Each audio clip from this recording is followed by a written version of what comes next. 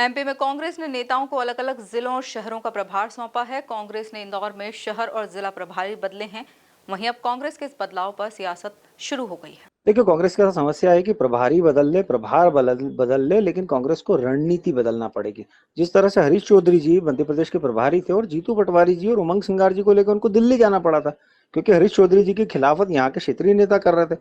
अब मुझे लगता है एक समीकरण साधने के अनुसार अगर कांग्रेस इस तरह का कोई भी विकल्प तलाशती है तो सबसे पहले उसको जनता के मध्य में जाना होगा, जनता के साथ संवाद करना होगा। और इंदौर जैसे शहर में जहां पर अभी लगभग 2 घटनाएं ऐसी हुई जहां पर प्रदेश नेतृत्व मौन था, तो सिर्फ प्रभारी देने से इंदौर की जनता, जो पूर्व में लगभग सभी विधानसभा सीटों पर कांग्रेस को मुंह की खानी पड़ी, उसके बाद लोकसभा चुनाव में लगभग 2900 सीटों पर मुंह की खानी पड़ी।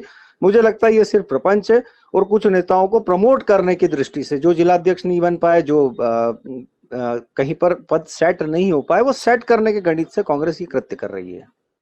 आपने देखा होगा ना, कमलनाथ जी जो आंतरिक लोकतंत्र है, 21 जो पदाधिकारी बनाने थे वहां पर 250-250 पदाधिकारी बना देते हैं। सागर जैसे जिले में, खंडवा जैसे जिले में जो लोग रेस में नहीं होते हैं उनको पदोन्नति के दे देते हैं, उनको पद प्राप्त हो जाते हैं। तो जनता कैसे, आज कांग्रेस का आम कार्यकर्ता ही कांग्रेस के खिलाफ खड़ा है। आप देखेंगे कि इसके पहले जब प्रवक्ताओं की लिस्ट होती थी तो एक दिन पहले घोषणा करते हैं, अगले दिन प्रभारी जी के से नहीं बनती है तो वो लिस्ट को कैंसिल करना पड़ जाता है। तो कांग्रेस का चरित्र अलग है और जनता के सामने कांग्रेस कुछ अलग प्रदर्शित करने का प्रयास करती। जनता अब अच्छे से समझ चुकी है। आप देखिए, देश में कहीं भी चुनाव होता है, एक बार अगर कांग्रेस सत्ता में आती है तो दूसरी बार उस राज्य में सत्ता में नहीं आती। उसका कारण मात्र ये है कि जिस तरह से तुष्टीकरण की राजनीति करते हैं, जिस तरह से ये ऐसे तत्वों को बढ़ावा देते हैं जो प्रदेश और देश के हित में नहीं होते, निश्चित रूप से इसीलिए जनता इनको बार बार जवाब देती है। सिर्फ प्रभारी या प्रभार बदलने से कुछ नहीं होगा। आपको जनता के मध्य में अपनी रणनीति और वास्तविकता बदलनी होगी। देखिए, भारतीय जनता पार्टी खुद का घर संभाल ले, फिर हमको आरोप लगाए, फिर ताक झाक करे तो अच्छा लगेगा। खुद का घर तो संभाल नहीं रहा है और हमको जो है प्रवचन दे रहे हैं। तो ये एक सामान्य प्रक्रिया होती है। एक संगठन को मजबूती के साथ में जमीन पे आधार बनाने के लिए और जनता से जुड़ने के लिए संगठन सर्वोपरि होता है और संगठन में निरंतर यही प्रयास चलते रहते हैं।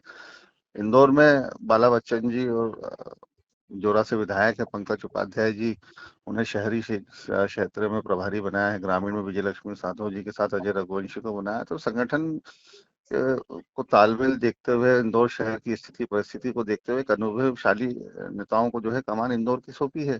और ऐसे ही फेरबदल पूरे मध्य प्रदेश में किया है। देवास में विनय बाकलीवाल जी को प्रभारी बनाया, भोपाल में मनोज राजानी जी को बनाया है, मंदसौर में जो हमारे इंदौर ग्रामीण के पूर्व अध्यक्ष थे सदाशिव यादव जी, उनको वहां पे प्रभारी जी बनाया है। तो संगठन सृजन के बाद कांग्रेस जो है लगातार बूथ स्तर पर अपने आप को मजबूत और सशक्त करते हुए आम जनता से बेहतर रूप से जुड़ सके और प्रदेश में ज्वलनशील मुद्दों को उठा सके और जनता की आवाज बन सके, उसको लेकर जो है हमारे संघर्षित प्रदेश अध्यक्ष जीतू पटवारी जी लगातार निरंतर प्रयास कर रहे हैं। और उसी की आप रूपरेखा देखिए, जो इंदौर शहर, इसे कांग्रेस जो है कांग्रेस विहीन भारतीय जनता पार्टी जो है नेतृत्व विहीन बताती थी, आज हमारे शहर अध्यक्ष चिंटू चौकसे और ग्रामीण जिला अध्यक्ष विपिन वानखेड़े के नेतृत्व में सशक्त भूमिका में सामने खड़ी भी है और बीजेपी की हर उस जहरीली विचारधारा का जवाब भी दे रही है। और शहर के विकास के अंदर जो भ्रष्टाचार भारतीय जनता पार्टी ने विकास बना भ्रष्टाचार बना दिया है, उसको मुंह तोड़ जवाब भी दे रहे हैं। तो कांग्रेस तो दिन पर दिन सशक्त हो रही है और संगठन स्तर पर जमीन पर मजबूत भी हो रही है और जनता की आवाज भी उठा रही है। और यही वजह है कि भारतीय जनता पार्टी के इसको लेकर पेट में मरोड़े उठ रहे हैं और अनर्गल बयानबाजी जो है उनके द्वारा लगातार की जा रही है।